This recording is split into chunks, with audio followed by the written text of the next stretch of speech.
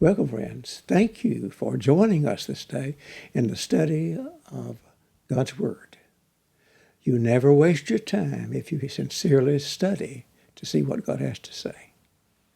We're studying this morning or today from the 10th chapter of the Gospel of John. It is that records a parable that Jesus gave concerning himself being the Good Shepherd. He identifies himself as the shepherd and those that are men that are interested in him as his sheep. He tells of his love for his sheep, how he cares for them, protects them from the wolves, and in the ultimate, he gave his life for the sheep to protect them.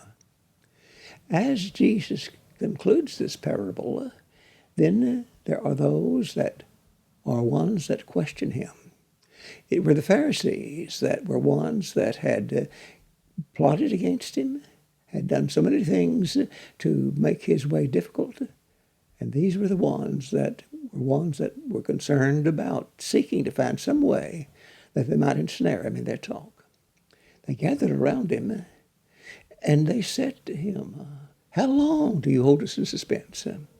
If you're the Christ, tell us plainly." They wanted to know plainly, they said. And Jesus said to them, "I told you, and you did not believe. The works that my Father gave me, these are they that bear witness of me."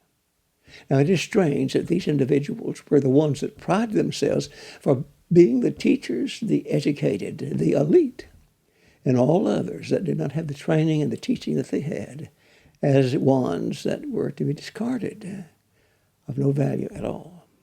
But those whom they would have discarded as of no value were ones that didn't have any trouble at all in understanding what Jesus was claiming when he worked a miracle.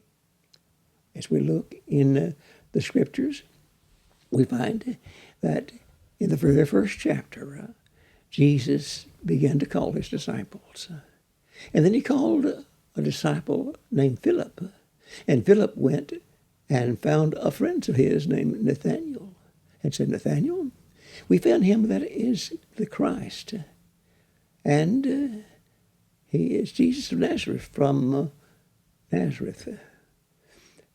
And Nathanael said, "Can any good thing come from Nazareth?" And Philip said, "Come and see." And he did. And as he approached Jesus, Jesus spake of him and said, "Behold, an Israelite indeed, in whom there's no guile." And he was astonished and said, "Rabbi, whence knowest thou me?" And Jesus said, "Nathanael, before Philip called thee, when I saw thee under the fig tree, I saw thee." And he said, "Rabbi, you are the Son of God. You are King of Israel." Now, why did Nathanael reach such a conclusion? Because Jesus had manifested superhuman knowledge, only something that God could perceive and know. And so he said to Philip, "You are an Israelite in whom there is no guile." And we find that Jesus was one that acclaimed Philip, and Philip acknowledged him as the Son of God. We look again, and as we look, this time we go to the 4th chapter of John. And we find in the 4th chapter of John the story of a woman that was a Samaritan. She was one that the Jews had no dealings with. They had a religion that was based upon the 5 books of the Old Testament, but they did not recognize the temple in Jerusalem. And as this woman sought Jesus, and he said that had she asked of him, she could have received from him living water. She said, "Give me that water." Jesus said, "Go, call your husband, come." She said, "I don't have a husband." And Jesus said, "You've well spoken. You don't have a husband. You've had 5 husbands, and he with whom you now live is not your husband. In this you spoke truly." And this woman said, "Sir, I perceive that you're a prophet." How did she perceive that? Because Jesus knew about her life. He had to have knowledge that was beyond that of human understanding. He had to have supernatural knowledge. As we look in the 6th chapter of John, we find Jesus taking 5 loaves, 2 fishes, and feeding a multitude of individuals. 5,000 men, beside women and children, were fed by Jesus blessing these 5 loaves and 2 fishes. And from the fragments, they gathered up 12 baskets full. And when they perceived what had happened, they said, "This is indeed the prophet that comes into the world." Now, they were ignoramuses as far as the Pharisees and the rulers were concerned, but they saw the miracle that Jesus wrought, and they knew he was a prophet. They perceived God, through that miracle, had told them. We find others that likewise manifested a similar willingness and perception by miracles that Jesus wrought. Even among some of these rulers, there were a very small group that did perceive. In the book of John, the 12th chapter, the writer says of the chief rulers, many believed on him, but because of the Pharisees, they would not confess it, lest they should be put out of the synagogue, for they love the glory that is of men more than the glory that is of God. The miracles that Jesus wrought were those that caused these individuals to perceive that he was the Christ. Again, we find that in the 3rd chapter of John, the Bible teaches us that a man by the name of Nicodemus, who was a ruler of the Jews, he was a Pharisee. He said, "Rabbi, we know thou art a teacher of God, for no man can do the things you do except God be with him." In the 9th chapter, we have the story of a blind man. He had been blind from birth.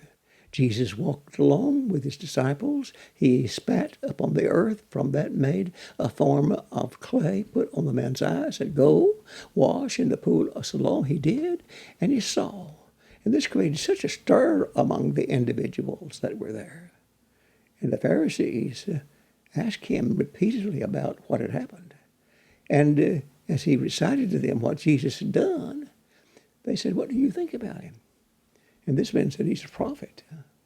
And then later on, when they said, "Give glory to God, this man's a sinner," the blind man that now saw said, "Whether he's a sinner or not, I don't know. But one thing I know, he opened my eyes." And then he said, if this man were not from God, he could do nothing. These were all individuals that were little educated. But God showed to them who Jesus was, just as he showed these Pharisees who Jesus was. And they had no trouble in understanding what the miracles of Jesus wrought.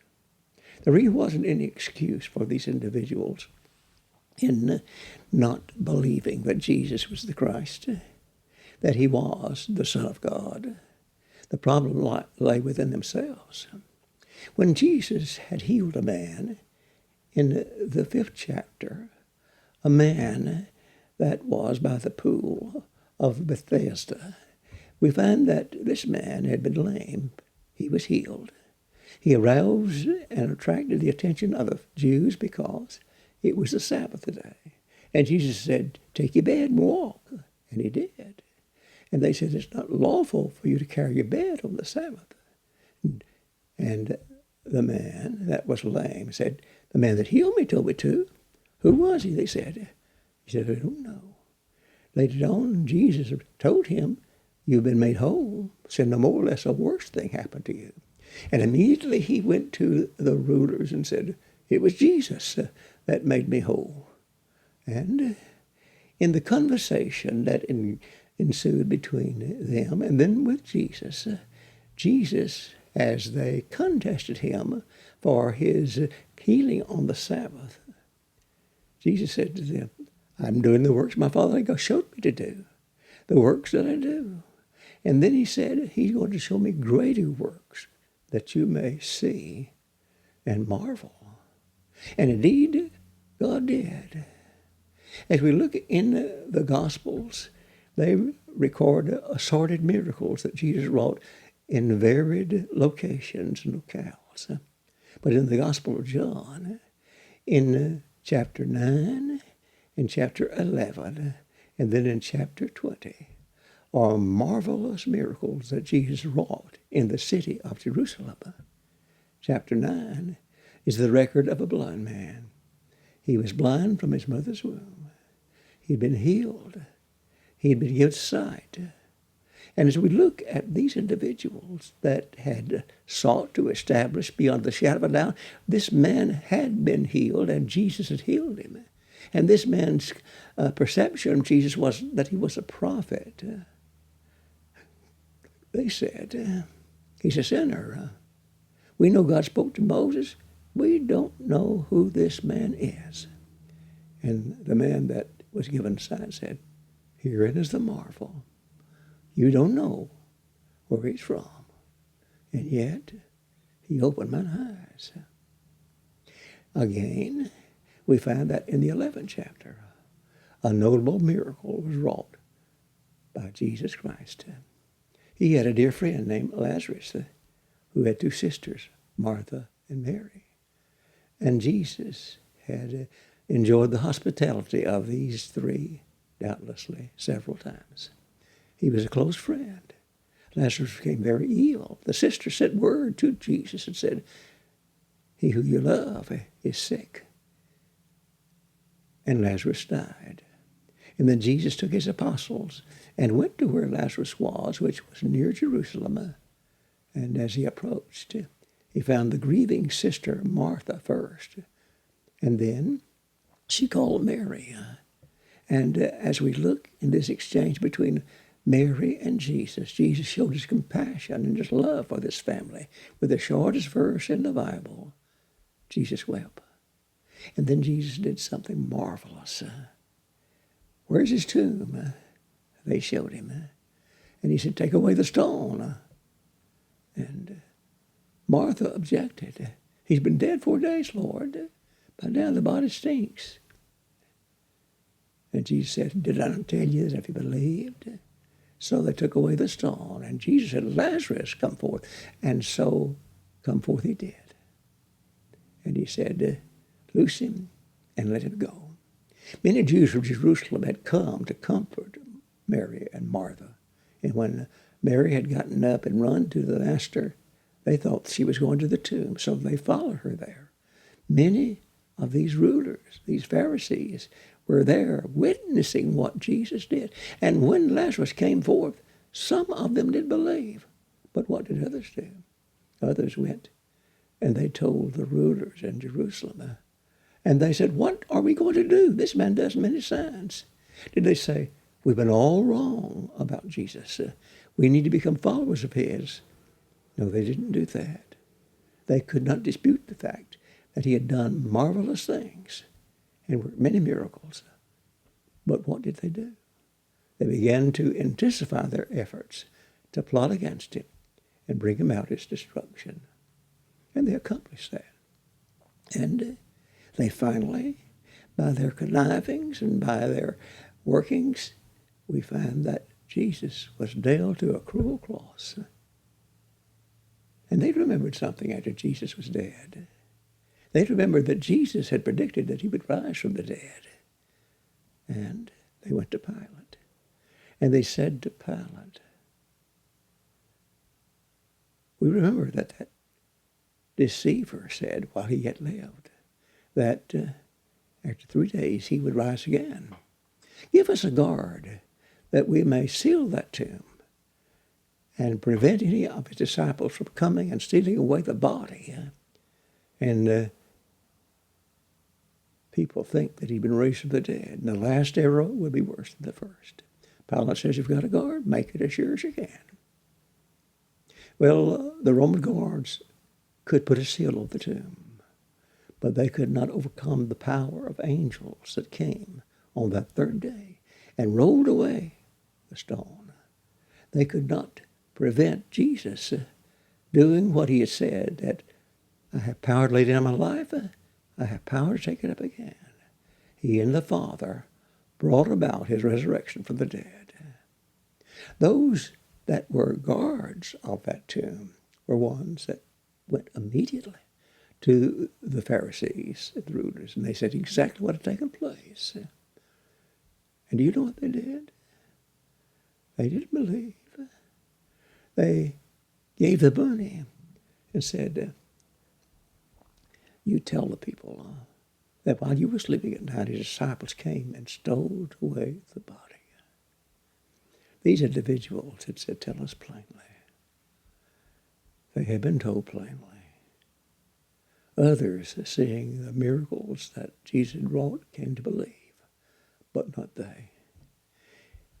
Isaiah spoke of such individuals as this in the book of Isaiah, recorded by Matthew, the 13th chapter. These are the words of Jesus as he quotes Isaiah.